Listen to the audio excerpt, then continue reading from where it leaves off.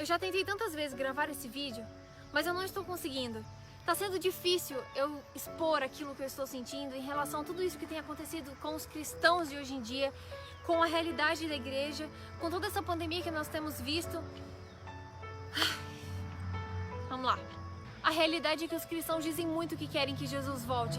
Mas a nossa vida de oração, a nossa vida com Deus, a nossa vida de leitura da palavra, a nossa vida de amor pelas coisas do Senhor tem ficado cada vez mais fraca, cada vez mais longe. Sabe, a gente conhece um monte de músicas cristãs, a gente sabe os lançamentos da música gospel, a gente canta muito, a gente ama música. Só que na maioria das vezes a nossa boca tem falado e tem cantado de uma coisa que o nosso coração não está cheio. A gente diz que o evangelho precisa ser pregado, que as pessoas precisam conhecer Jesus, mas quando isso depende da nossa atitude, do nosso comprometimento, da nossa vontade, da nossa iniciativa, a gente não faz. Com toda essa pandemia, as igrejas fechadas, nós estamos tendo agora culto em casa e live o dia inteiro para assistir de várias pessoas.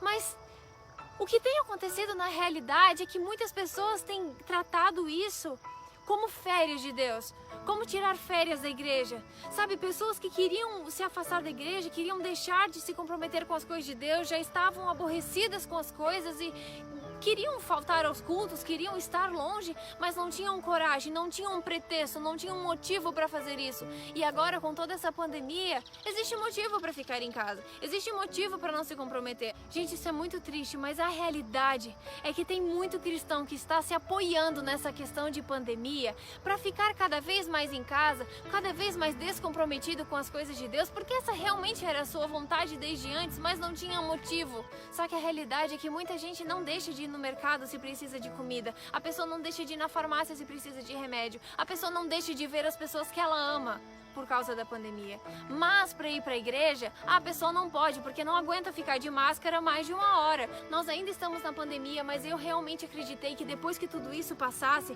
a gente iria vivenciar um momento histórico de reavivamento, de reforma, de santificação, sabe? As pessoas trabalhando juntas, os irmãos se unindo em oração, pregando o evangelho juntas, se comprometendo com as coisas de Deus, se comprometendo com as coisas na igreja, fazendo a coisa acontecer, vestindo a camiseta realmente e levando adiante a obra de Deus para que Jesus volte logo. Mas não é isso que tem acontecido, e eu acredito, infelizmente, que não é isso que vai acontecer, porque infelizmente muitos cristãos já estão tão acostumados a ficar em casa que não faz a menor diferença mais o ter igreja ou não ter. Se é convidado algum pregador ou cantor famoso do meio gospel, a igreja enche, as pessoas vão, elas se sentem felizes, elas oram, elas cantam, é a coisa mais linda, parece assim um revivamento da vida. Mas lá no íntimo, lá no quarto, lá na sua comunhão pessoal, lá no celular, a pessoa não vive realmente o cristianismo como deveria. Aí você pode pensar, não, mas eu sou a igreja, Jesus disse que eu sou a igreja. Sim, você é. Só que a Bíblia também diz que é bom e agradável que os irmãos vivam em união. E a gente precisa ir ao templo, porque Jesus ia ao templo, os discípulos iam ao templo. A gente precisa dessa comunhão e Davi ficava feliz em ir à casa do Senhor. Ele ficava tão feliz que ele dizia que a vontade dele era morar para sempre na casa do Senhor e ele passar os dias da vida dele. E aí eu te pergunto, se nós somos tão fracos no pouco, como Deus pode nos confiar o muito? Será que esse exército está preparado realmente para viver tudo que vai viver daqui a pouco, as provas que nós vamos viver, as tentações, as dificuldades, as perseguições? Será que esse exército realmente está preparado para ver Jesus voltar? Será que esse exército que tem se preparado para realmente ir à batalha, ir para o campo de guerra, para buscar as pessoas que não conhecem a Jesus? Gente, nós estamos cada vez mais falando e falando e falando das coisas de Deus e ouvindo as coisas sobre Jesus o dia inteiro, lives e cultos e programações e música.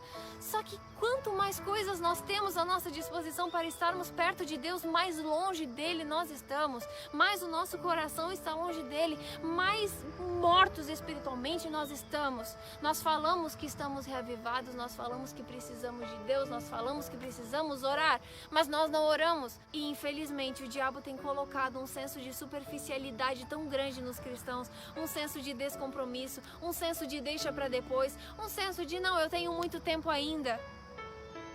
E a gente não está acordando para a realidade. Os adolescentes e jovens estão cada vez mais enfadados e distantes, e os adultos também estão cada vez mais descomprometidos. Gente, a maior pandemia não é o coronavírus. A maior pandemia não são os vírus e as pragas que assolam esse mundo e castigam tanto as pessoas. A maior pandemia é a descrença. A maior pandemia é a falta de amor. A maior pandemia é esse exército de Deus, a qual Jesus tanto ama, a qual confiou um legado, um chamado e uma obra tão importante aqui nesse mundo, uma obra de salvação. Esse povo viver como se Cristo não existisse, mas a boca fala que ama Ele, mas as atitudes, os princípios, a essência, o coração, o dia a dia, a vida, as palavras, o pensamento, a mente, não tem demonstrado isso.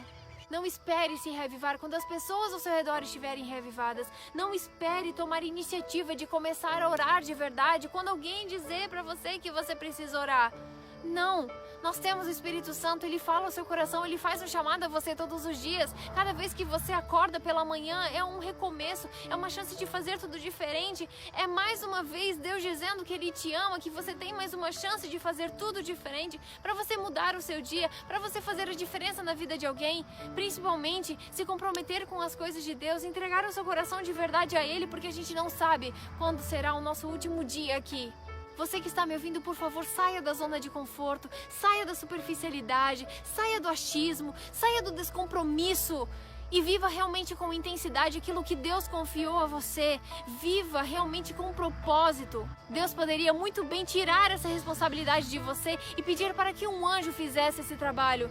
Mas Deus sabe que você precisa disso para se salvar. Você precisa disso para ter propósito na vida. Você precisa disso para trazer sentido à sua vida. Você precisa dele, você precisa dos irmãos, você precisa da igreja, você precisa estar com ele, buscar a ele, orar. Você precisa disso. Então, por favor, saia da superficialidade, tire as máscaras e realmente seja transparente diante de Deus e peça ajuda dele. E viva com propósito.